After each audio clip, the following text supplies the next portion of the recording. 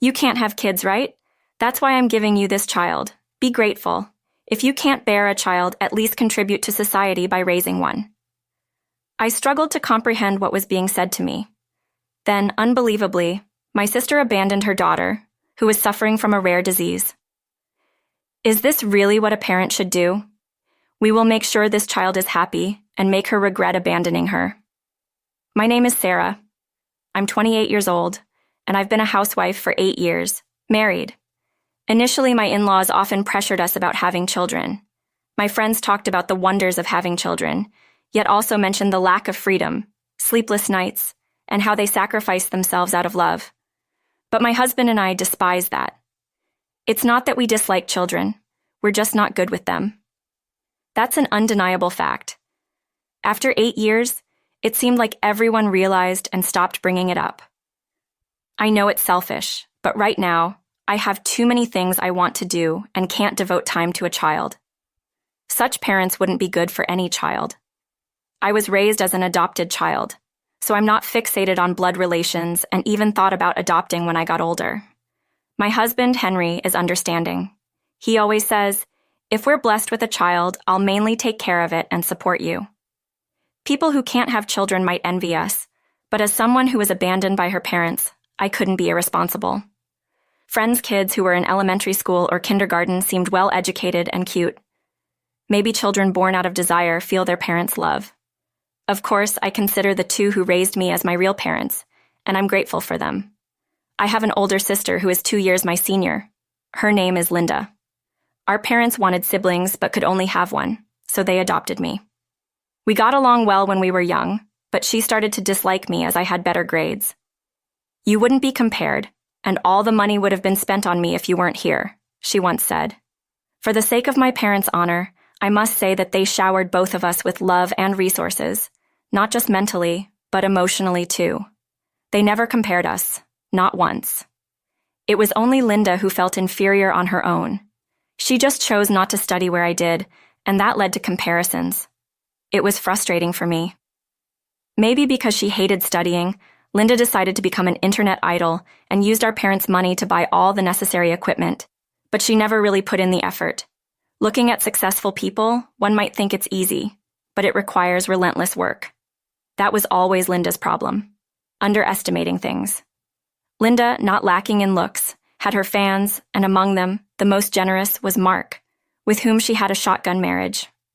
She probably thought he was rich, but unfortunately, it turned out he was in debt from spending on her. Even our parents hesitated, but not wanting to see their grandchild suffer, they paid off his debts and secured him a job. The job paid well, so my sister and her husband's lives stabilized. But Linda's poor financial sense remained unchanged, preventing them from saving anything. Then one day, Linda's daughter Karen suddenly fell ill. Actually, there were signs earlier, but Linda, being stingy, hadn't taken her to the hospital. When I arrived after Linda called me, Karen was lying in bed, connected to tubes. I was told the reason I was called. Karen's kidneys were failing. They wanted me to get tested to see if I was a match. I would have said no if it were just Linda, but I was fond of Karen. She was so sensible for a 7-year-old. I often thought she was the kind of daughter I'd like. Thinking I wouldn't be a match, I agreed to the test, but it turned out I was. "Please, I'll definitely make it up to you. Save Karen," Linda begged. I wanted to believe that she meant it. After the operation, Karen was out of danger, but that's when the real problems began. Linda hadn't insured her, so the costs were substantial. Then Linda came to me again. "Could you help with Karen's treatment costs? I can't ask our parents anymore, and I need this to be kept secret." "What about Mark? He's got a good salary from the job Dad found for him, right?" Linda sneered.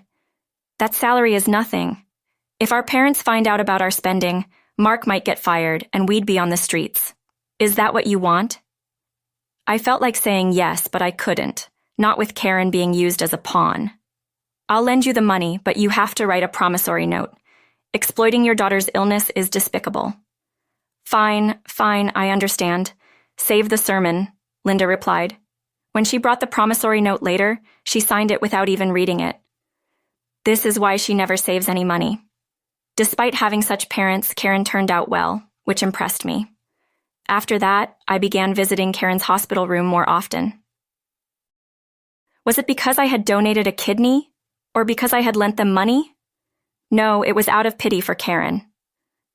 Karen told me that I visited more than Linda, who now seemed to look at me coldly. After a long course of treatment, Karen ended up needing a wheelchair for mobility. Then, on the day she was to be discharged, an incident occurred. An unknown number called, and since it was my day off, I answered.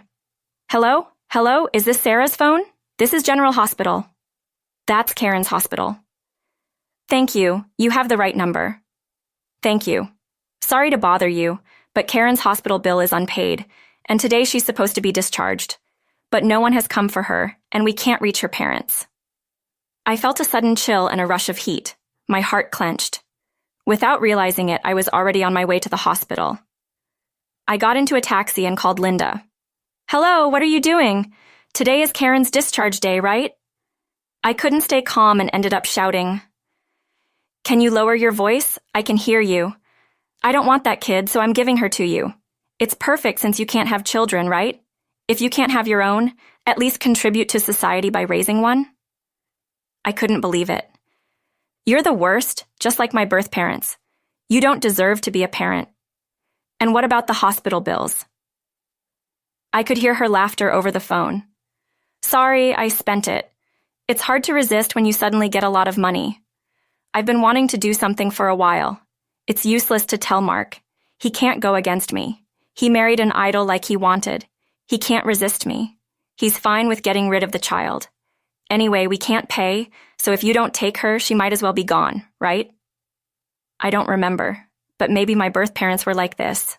I thought this was my battle of mourning, a revenge against the parents who abandoned me. More than anything, I couldn't stand to hand Karen over to Linda. Fine, I'll pay the hospital and surgery bills, and I'll take Karen as my child. Consider it a severance payment. Really? I was worried about how to repay the money I borrowed, but you'll pay that too? I've gained a total of $100,000, plus I can reset my life by getting rid of a daughter in a wheelchair. I should have another child and have them support me in the future. Linda's reason for having children was the worst. I didn't want to talk anymore. I hung up, apologized to the hospital repeatedly, completed the payment, and through lawyers, I arranged a private adoption for Karen to officially become our child. Karen became our child officially. I thought Henry would oppose it, but when I timidly told him afterwards, he said, "That's why I love you. I can't forgive Linda either. A family of 3 will surely be fun." And I ended up crying. I'm so grateful to have married such a wonderful person. And that's how Karen officially became our child. My parents probably thought it was best for Karen's rehabilitation and care to be with us. They even offered to help. Linda seemed a bit resentful, perhaps worried about our parents finding out about the money. She didn't dare come by. When I honestly told Karen, she was surprisingly calm for a 7-year-old. I thought so. Mom and Dad never visited me. Now, Sarah, you're my mom. Sorry if I'm not used to it yet. She accepted it, but I knew she had been silently crying in her bed.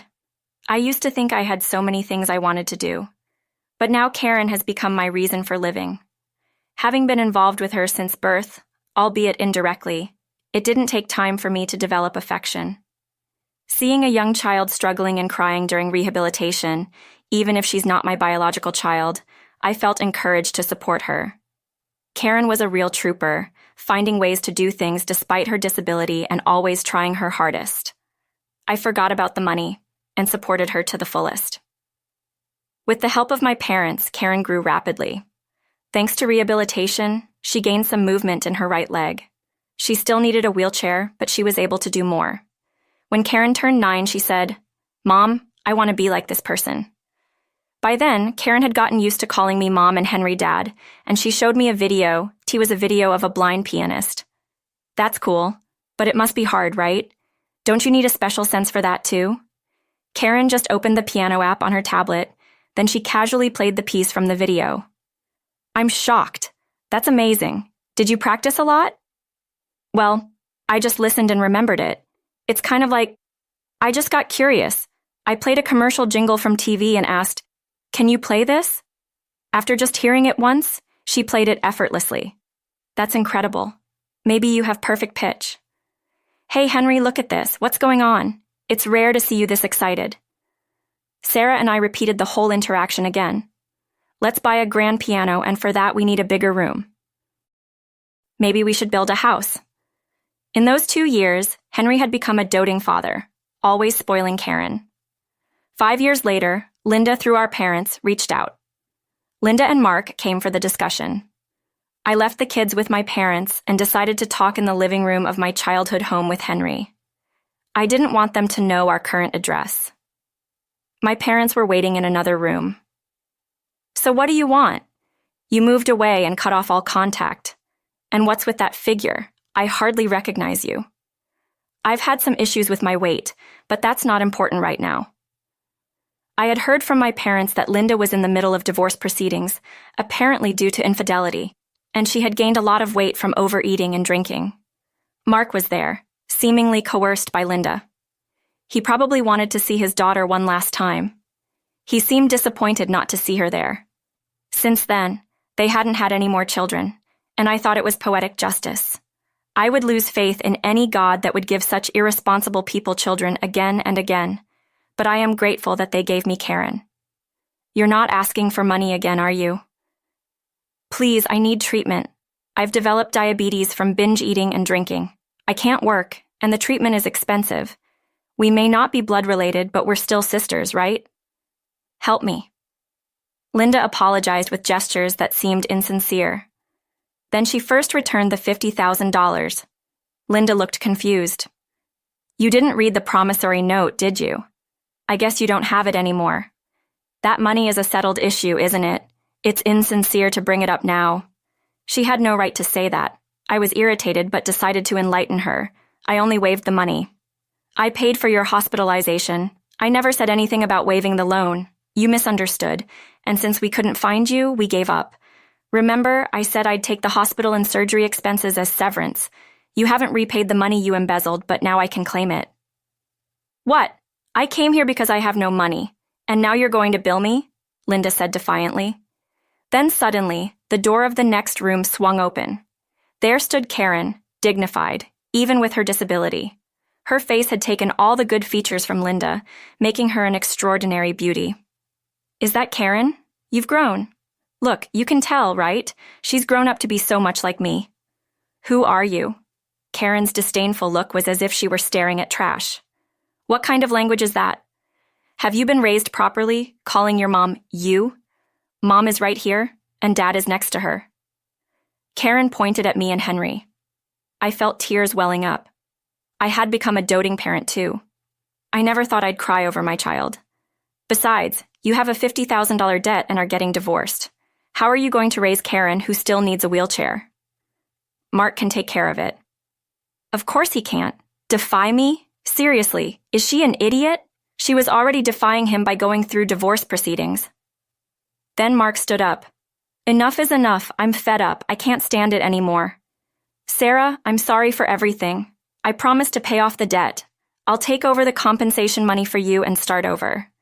The debt is only being shouldered temporarily. I don't want to trouble Karen anymore. Even if I'm a failed father, I must take responsibility. I heard from friends that you've been bad-mouthing me behind my back.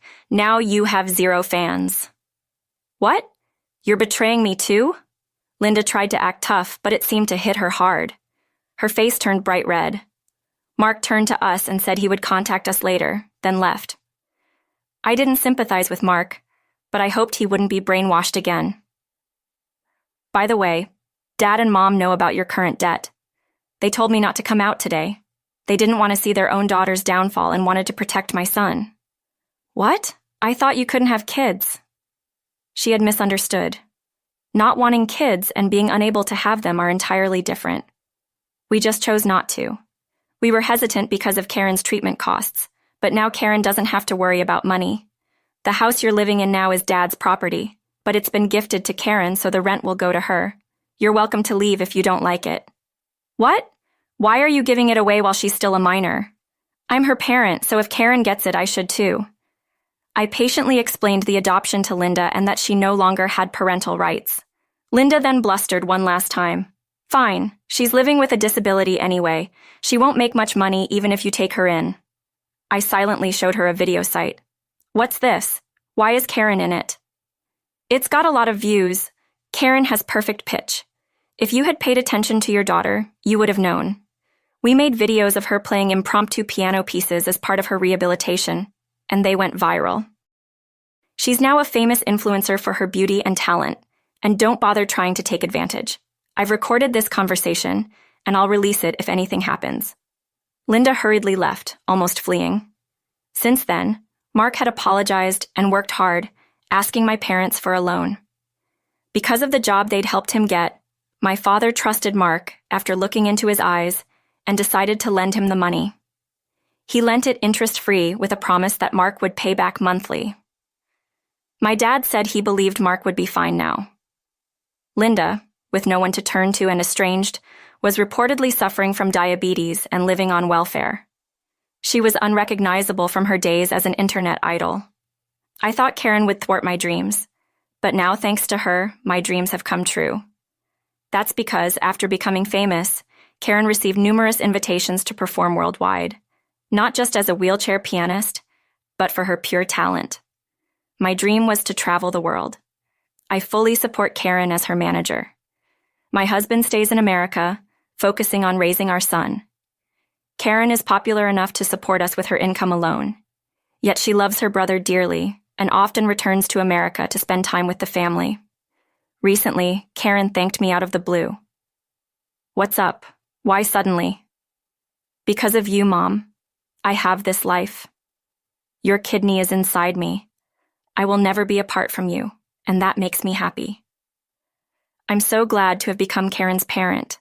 The words Karen said to Linda were what I wanted to say to my birth parents. Karen made me feel vindicated. If Linda hadn't been so twisted, maybe her life would have been different. I felt I understood the likely unhappy lives of my birth parents without seeing them. Karen's music enriches the soul. All right, everyone's presentations are done. Nick, the manager, said as he tried to move the discussion forward. Excuse me, I haven't. I recently found out something. Nick interrupted me and began to speak. There's apparently someone in this department who didn't graduate high school and is just a part-timer. Meetings should be for employees only. Absolutely right. His lackey, Mike, of course, agreed with Nick. I'm leaving. After leaving the meeting room, I started to shut down my computer. I noticed that an email had arrived, not in my personal inbox, but in the company's shared email. Thinking, there's no point in speaking up, no one will listen, I went home quietly. The next day, I heard a commotion from Nick's desk. He was staring at his computer screen, his face pale. Nick? Is something wrong? Mike looked at the screen with him. And he turned even paler than Nick. Why is he so angry? Knowing the reason for Mike's distress, I thought to myself, serves them right. My name is Adam. My mother passed away when I was in the 9th grade, and I was raised by my father. Well, you could hardly call it being raised. After my mother passed, my father changed. He drowned his sorrows in alcohol, and though he still went to work, he squandered our living expenses on horse racing. Because of that, I had to start working part-time as soon as I entered high school. Every month, I went to the convenience store with bills in hand that couldn't be auto-deducted from my father's account. Even though I endured it because I didn't want to be alone, I reached my limit in my second year of high school and dropped out. I found a live-in job at a distant inn. Thank you for everything. The day I left home, my father, still staring at the TV, spoke. Take care. That was our last conversation. Back then, 18 wasn't the age of majority, so I needed my father's permission to work, and I couldn't hide my place of employment. Yet, my father never visited me even once. I kept working just to survive, and before I knew it, I was 42. Years of hard work paid off, and I was transferred to the headquarters.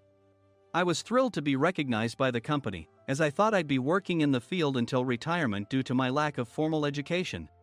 Listen up. Our work can change the future of our employees. Don't drag us down. On my first day after the transfer, Nick, dressed in an expensive suit, spoke sternly. There was a reason for this. Our inn was located in a prominent tourist destination, known so well that everyone in the state could sing its commercial jingle. At its peak, we had 5 locations within the state. But that was long ago. Due to financial difficulties and aging facilities, only the place where I had worked for many years and the original establishment remained. I was prepared to lose my job anytime, but now there was a glimmer of hope. With the rise of social media, the tourist area where the inn was located started gaining attention again. Depending on how hard the sales department, where I was transferred, worked, we could either thrive or be forced to give up this prime location to the new hotel chains continuously popping up. For Nick, who had switched careers from another industry to strengthen our sales, this was a battle he couldn't afford to lose. I understood why he had to be strict. "I will do my best." Nick sneered at my enthusiastic declaration. "Did you not hear what I said?" "I'm sorry. I thought I was listening carefully." Out of habit from years of customer service, I apologized reflexively, though I had no idea what had offended him. Someone was watching me with a smirk. In this department, there are those who are expected to excel and those who have been shoved here because they have nowhere else to go. You are the latter. It was Mike, the section chief. He's 7 years younger, at 35. But he was called to headquarters much earlier than I was and had been moving around within the headquarters ever since. I'm not jealous, but I can't accept that he's my boss. Graduating from a prestigious university, he has an unusually high pride and caused many problems as a newbie, making things very difficult for me when I was the front desk leader. When I found out Mike was transferred to the sales department a month before me, I was disheartened. Mike is right. With just a middle school diploma, there's not much you can do. Don't even think about achieving results. As if I didn't exist, Nick remarked, "I'm thirsty." Mike eagerly ran to the coffee maker. It seems Mike is Nick's lackey. I regretted being happy about my transfer to headquarters, wishing I had stayed on site forever. Send a direct mail to every company on this list by the end of the day. Nick only assigned me tasks that even a new graduate could handle. What? There are over 1,000 companies. You want me to send to all of them by today? Yes, if you and your fellow misfits split the work, even those with nowhere else to go should finish by today. I glanced at the employees typing away expressionlessly. They were worn out from customer service, only thinking about leaving on time, or were women reassigned after having children, with zero motivation for work. Even Sam, a new graduate from the same university as Mike, who was supposed to be among the expected achievers, had no enthusiasm for the job, having joined the company wanting to do customer service. "I don't care what they say, I plan to quit any time," he said. Only Nick and Mike were highly motivated, making all the decisions between the two of them. I originally only wanted to work at the inn to survive and had no particular attachment to this job. I swallowed my words, thinking I had no right to reprimand them. About a month after the transfer, Nick told us with a frustrated look. "To commemorate the 50th anniversary, we've decided to create a plan exclusive for one group per day. Originally, Mike and I were supposed to come up with it, but our president, Mr. Thompson, insists on hearing everyone's opinions. So, you all get a chance." As Nick explained, Mike began handing out prints. Make sure not to embarrass Nick. If your ideas are half-baked, you'll have to redo them. It seemed that they had printed his handwritten notes by Mr. Thompson, which included several questions and a section for free responses. It made sense why Nick had to seek our input, given that all responses had to be submitted to Mr. Thompson. We were given a week to think about it, and a meeting was scheduled to compile our ideas. My plan is to let guests enjoy both the old and modern America. Nick began the presentations. Guests would watch a master confectioner at a nearby traditional sweet shop make sweets in front of them. The welcome drink would be premium tea in a bottle. Nick's plan was certainly attractive.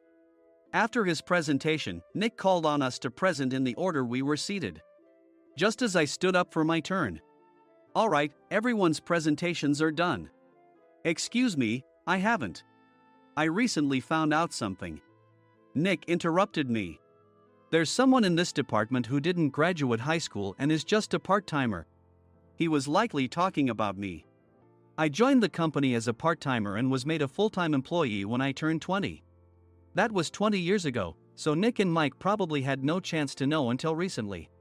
Meetings should be for employees only. Absolutely right. After that, Nick kept creating opportunities to solicit everyone's opinions, purposefully excluding me from speaking. The meeting unexpectedly heated up and went past the scheduled end time. A few people asked to leave, and the discussion continued with the remaining few. Still here? Normally, you'd leave in that situation. Though I had no attachment to the job initially, hearing kind words from customers made me want to make them happier. For someone like me, with nowhere to go, the inn was my home and customer service was my life.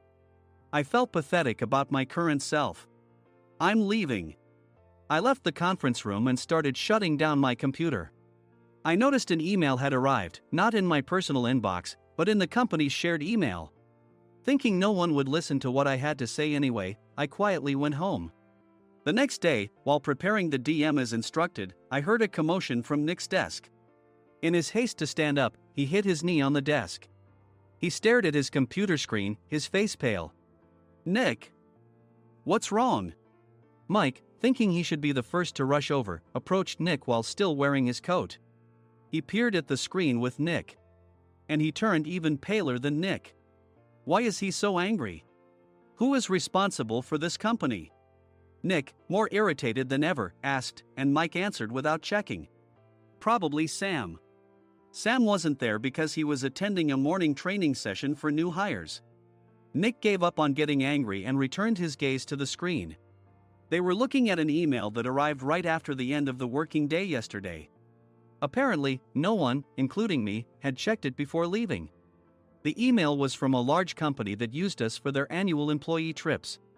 The president and executives of that company also frequently used our services personally. President of the company, Mr. Mason himself, had declared that neither he nor his company would ever use our services again. Well, some companies cancel their employee trips or stop using our services due to financial struggles. Let's just move on. Mike kept wiping the sweat from his forehead with a handkerchief.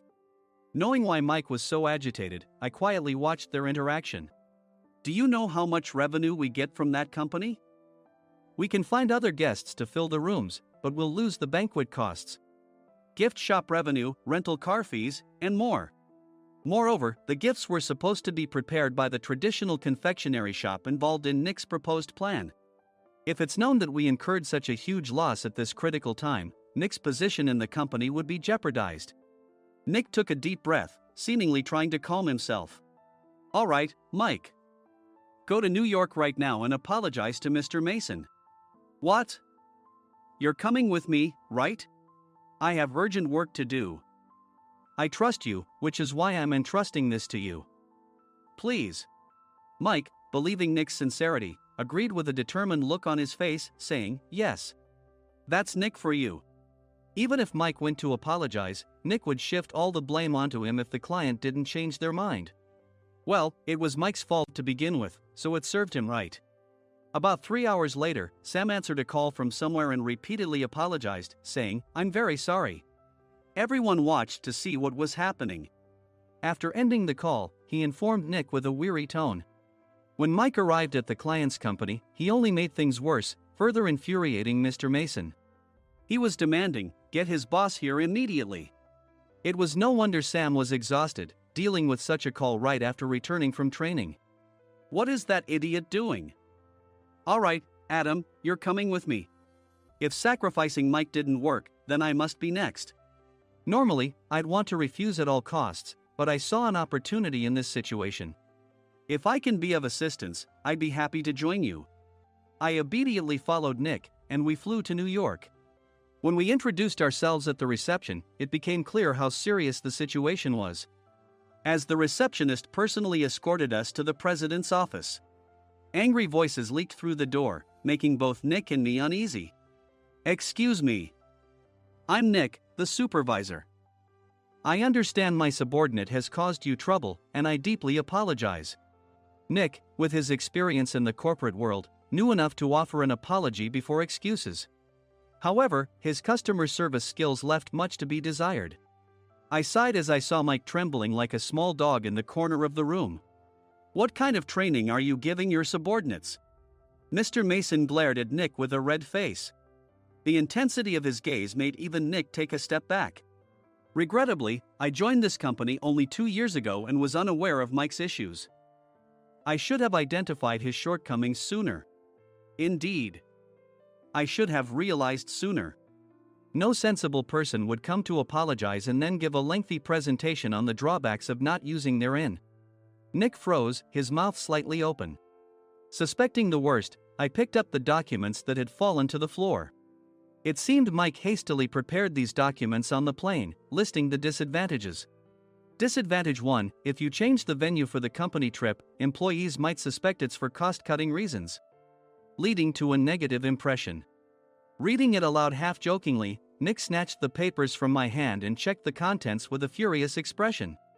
Among the stack of documents was a receipt from a nearby convenience store's copy machine. I felt a pang of dread, hoping he hadn't shown the receipt as well. What do you think he said when I asked what kind of nerve he had to do this? I'm very sorry. Faced with the dire situation, Nick must have thought there was nothing left to do but apologize.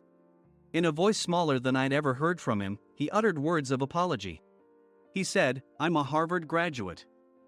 I don't believe I said anything wrong." Mike, what have you done?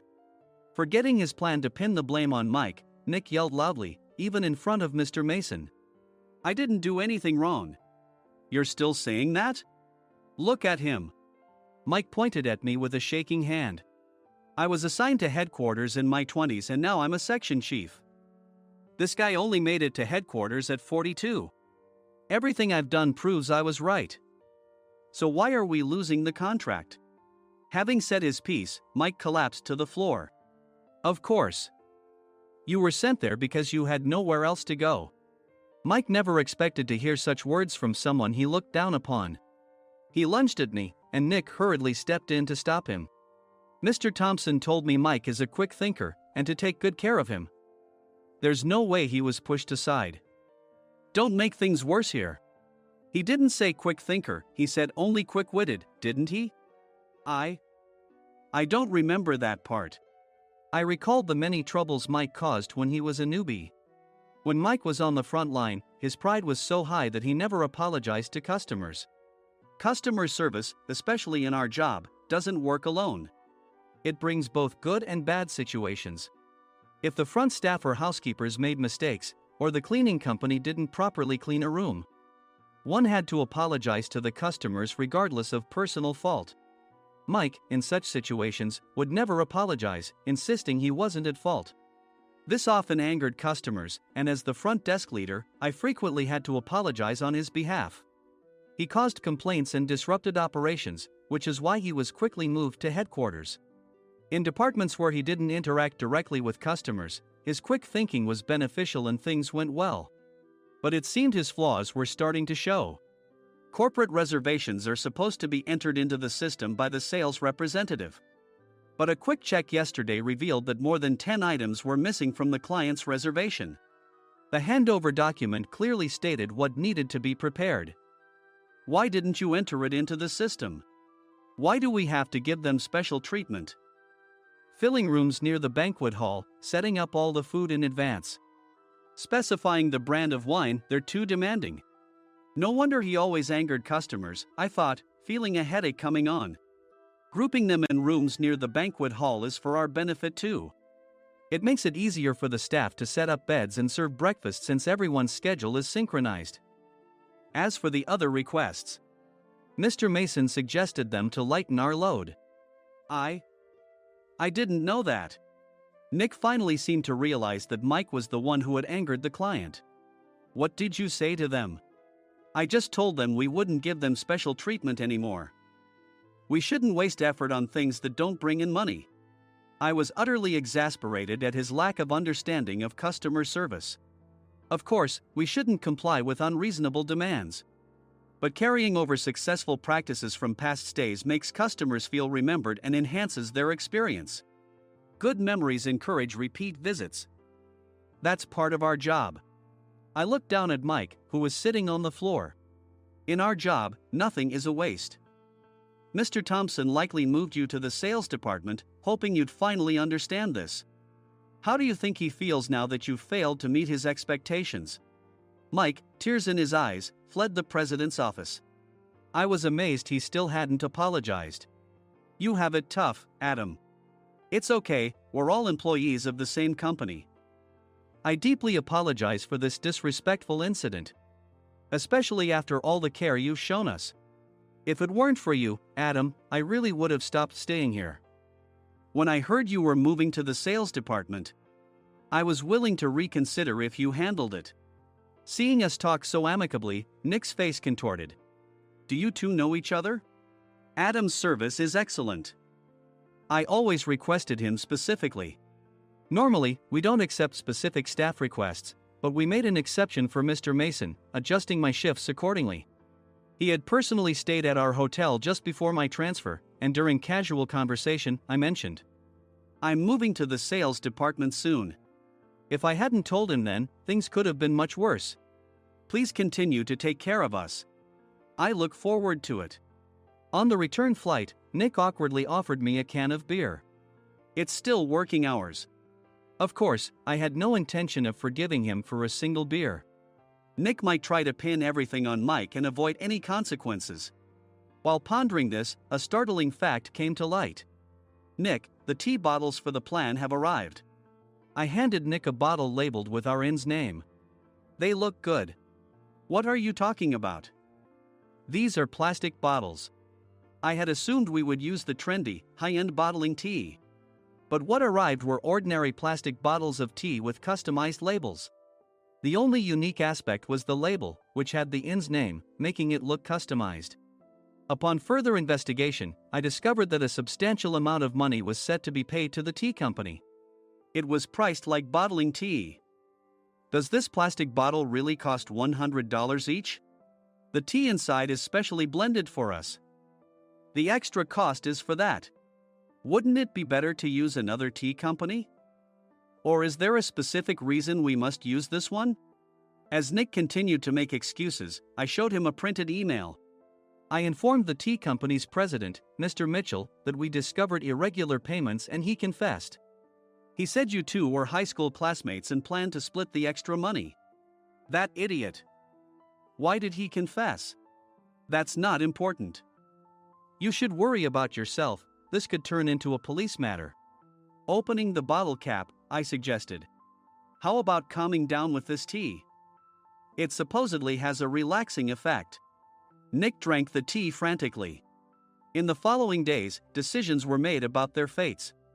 Mike was reassigned to the General Affairs Department, with no chance of transfer or promotion, as per Mr. Thompson's orders. As for Nick, since the payment to the tea company hadn't yet been made, he narrowly avoided legal trouble. Instead, he was encouraged to leave the company, and to avoid further complications, Nick submitted his resignation. Rumor has it that connections between HR departments have made it difficult for him to find new employment. Even though it was good to have those two gone, something unexpected happened in the sales department. Everyone became motivated and united in refining the 50th anniversary plan. In the end, my plan was adopted. We collaborated with the Tourist Information Center to provide personalized guides. The plan, tailored to the number of guests, was truly special for the 50th anniversary. "Hey, is Adam's family coming to stay?" I immediately booked that special plan for my family. Sam noticed it on the reservation list and quickly picked up on it. "Yes, I'm inviting my father." "That's great. I might invite my parents too." I lacked the courage to face my father just as Adam. But here, with the confidence Mr. Mason praised, I felt ready. The 50th anniversary plan was a perfect opportunity to reconnect with my father. I hoped to bring back the days when we could laugh together as we once did.